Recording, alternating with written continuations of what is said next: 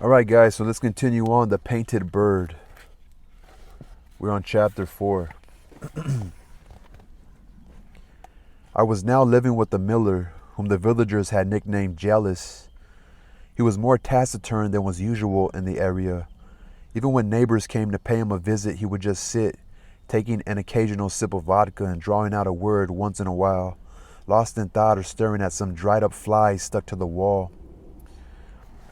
He abandoned his reverie only when his wife entered the room. Equally quiet and taciturn, she would always sit down behind her husband, modestly dropping her gaze when men entered the room and furtively glanced at her. I slept in the attic directly above their bedroom. At night I was awakened by their quarrels. The miller suspected his wife of flirting and lasciviously displaying her body in the fields and in the mill before a young plowboy. His wife did not deny this, but sat passive and still. Sometimes the quarrel did not end. The enraged miller lit candles in the room, put on his boots, and beat his wife. I would cling to a crack in the floorboards and watch the miller lashing his naked wife with a horsewhip. The woman cowered behind a feather quilt tugged off the bed, but the man pulled it away, flung it on the floor, and standing over her with his legs spread wide, continued to lash her plump body with the whip. After every stroke, red blood-swollen lines would appear on her tender skin. The miller was merciless. The woman weakened and lay whining like a puppy. Then she crawled toward her husband's legs, begging forgiveness. Finally, the miller threw down the whip after blowing out the candle and went to bed. The woman remained moaning on the dirt floor. The following day she would cover her wounds, move with difficulty, and wipe away her tears with bruised cut palms. There was another inhabitant of the hut, a well-fed tabby cat. One day she was seized by a frenzy. Instead of mewing, she emitted half-smothered squeals. She slid along the walls like a sinuous snake, swung her pulsating flanks, and clawed at the skirts of the miller's wife. She growled in a strange voice and moaned, her raucous shrieks making everyone restless. At dusk, the tabby whined insanely, her tail beating her flanks, her nose glowing. The miller locked the inflamed female in the cellar and went to his mill, telling his wife that he would bring the plowboy home for supper. Without a word, the woman set about preparing the food and table. The plowboy was an orphan. It was his first season of work at the miller's farm. He was a tall, reticent youth with flaxen hair which he habitually pushed back from his sweating brow. The miller knew that the villagers gossiped about his wife and the boy. It was said that she changed when she gazed in the boy's blue eyes. Heedless of the risk of being noticed by her husband, she impulsively hiked her skirt high above her thighs with one hand, and with the other pushed down the bodice of her dress to display her heaving breasts, all the time staring into the boy's eyes. Okay, so she's kind of at fault right here, you know? So the miller returned with the young man, carrying in a sack slung over his shoulder a tomcat borrowed from a neighbor. The tomcat had a head as large as a turnip and a long, strong tail. The tabby was howling lustily in the cellar. When the miller released her, she sprang to the center of the room. The two cats began to circle one another mistrustfully, panting, coming nearer and nearer. The miller's wife served supper. They ate silently. The miller sat at the middle of the table, his wife on one side and the plowboy on the other. I ate my portion squatting by the oven. I admired the appetites of the two men. Huge chunks of meat and bread, washed down with gulps of vodka, disappeared into their throats like hazelnuts. The miller's wife was the only one who chewed her food slowly. When she bowed her head low over the bowl, the plowboy would dart a glance faster than lightning at her bulging bodice. That's just funny. Like, he just beat his wife. And he invites the guy over for dinner. That's just insane. It's almost stupid. Like, I would have fired the guy. Fuck. Not fired him, just fucking got rid of him. Alright, so I'm defining what a bodice is. So define bodice. How do you say this shit? Oh, a bodice, the close-fitting upper part of a dress covering the chest and back above the waist. A woman's sleeveless, close-fitting undergarment for the upper body. A sleeveless, close-fitting waist-length garment, typically lacing up in the front, worn by women over a dress or blouse or as an undergarment. Bodice. In the center of the room, the tabby suddenly arched her body, bared her teeth and claws, and pounced on the tomcat. He halted, stretched his back, and sputtered saliva straight into her inflamed eyes. The female circled him, leaped toward him, recoiled, and then struck him in the muzzle. Now the tomcat stalked around her cautiously, sniffing her intoxicating odor. He arched his tail and approached her while she flattened her body on the floor and turned like a millstone, striking his nose with her stiff, stretched paws. Fascinated, the miller and the other two stared silently while eating. The woman sat with a flushed face, even her neck was reddening.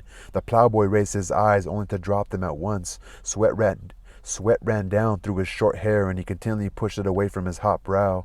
Only the miller sat calmly, eating and watching the cats, glancing casually at his wife and guest. The tomcat suddenly came to a decision. His movements became lighter. He advanced. She moved playfully as if to draw back, but the male leaped high and flopped onto her with all fours. He sank his teeth in her neck and intently, tautly, plunged directly into her without any squirming. The tabby, nailed to the floor, screamed shrilly and sprang out from under him. She jumped onto the cooled oven and tossed about on it like a fish, looping her paws over her neck, rubbing her head against a warm wall.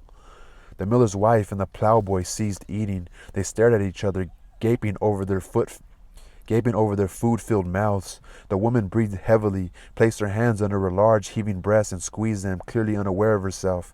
The plowboy looked alternately at the cats and at her, licked his dry lips, and got down his food with difficulty.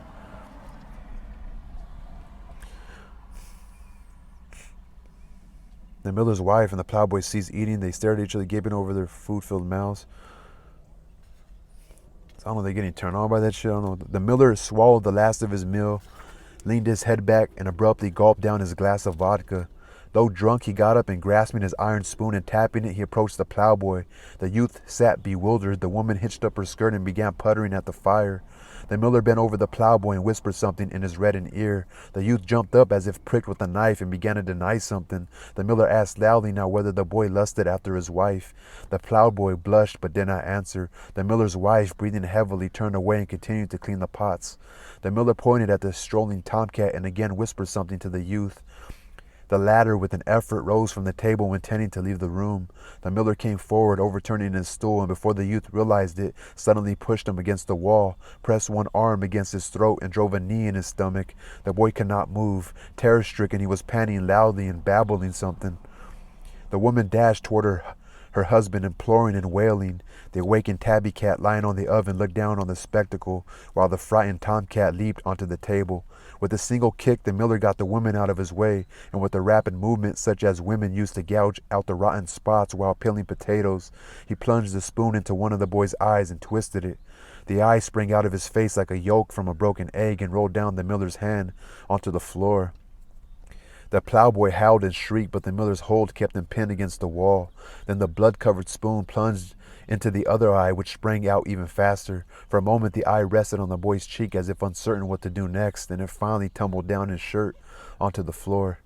It all happened in a moment. I could not believe what I had seen. Something like a glimmer of hope crossed my mind that the gouged eyes could be put back where they belonged. The miller's wife was screaming wildly. She rushed to the adjoining room and woke up the children, who also started crying in terror. The plowboy howled loudly and then grew silent, covering his face with his hands. Rivulets of blood streamed through his fingers down his arms, dripping slowly on his shirt and trousers. The miller, still enraged, pushed him toward the window as though unaware that the man was blind. He stumbled, cried out, and nearly knocked over a table. The miller grabbed him by the shoulders, opened the door with his foot, and kicked him out. The boy yowled again, stumbled through the doorway, and fell down in the yard. The dogs started barking, though they did not know what had happened. The eyeballs lay on the floor. I walked around them, catching their steady stare. The cats timidly moved out into the middle of the room and began to play with their eyes as if they were balls of thread. Their own pupils narrowed to slits from the light of the oil lamp. The cats rolled the eyes around, sniffed them, licked them, and passed them to one another gently with their padded paws. Now it seemed that the eyes were staring at me from every corner of the room, as though they had acquired a new life and motion of their own. I watched them with fascination. If the miller had not been there, I myself would have taken them. Surely they could still see. I would keep them in my pocket and take them out when needed, placing them over my own. Then I would see twice as much, maybe even more. Perhaps I could attach them to the back of my head and they would tell me, though I was not quite certain how, what went on behind me. Better still, I could leave the eyes somewhere and they would tell me later what went on during my absence. Perhaps the eyes had no intention of serving anyone. They could easily escape from the cats and roll out of the door. They could wander over the fields, lakes, and woods, viewing everything about them, free as birds released from a trap. They would no longer die since they were free, and being small, they could easily hide in various places and watch people in secret. Excited, I decided to close the door quietly and capture the eyes. The miller, evidently annoyed by the cat's play, kicked the animals away and squashed the eyeballs with his heavy boots. Something popped under his thick sole. A marvelous mirror which could reflect the whole world was broken. There remained on the floor only a crushed bit of jelly. I felt a terrible sense of loss. The miller, paying no attention to me, seated himself on the bench and swayed slowly as if he fell asleep. I stood up cautiously, lifted the bloodied spoon from the floor, and began to gather the dishes. It was my duty to keep the room neat and the floor swept. As I cleaned, I kept away from the crushed eyes, uncertain what to do with them. Finally, I looked away and quickly swept the ooze into the pail and threw it in the oven. In the morning, I awoke early. Underneath me, I heard the miller and his wife snoring.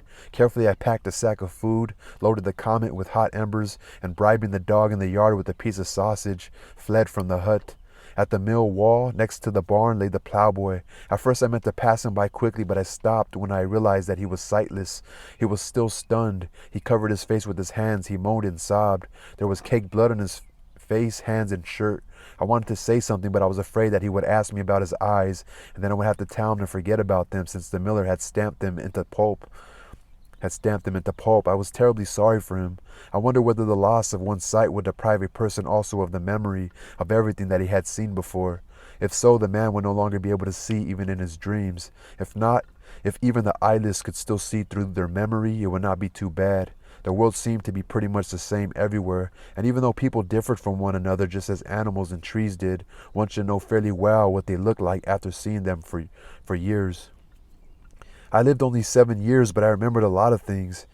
When I closed my eyes, many details came back even more vividly. Who knows, perhaps without his eyes, the plowboy would start seeing an entirely new, more fascinating world.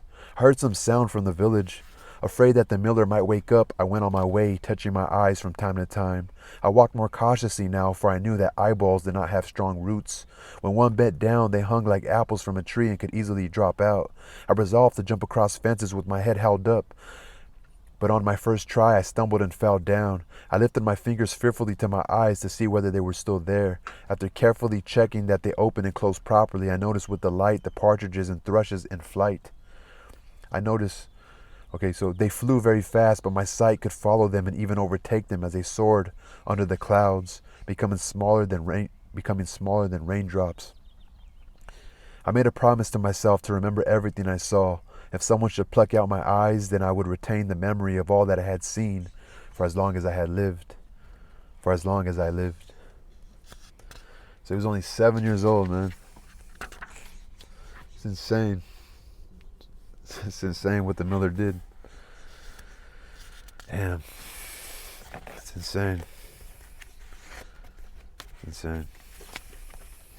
She must have been a beautiful, beautiful woman, I guess. But he was only a youth, the plowboy. And obviously the woman seduced him, you could say. It's kind of fucked up.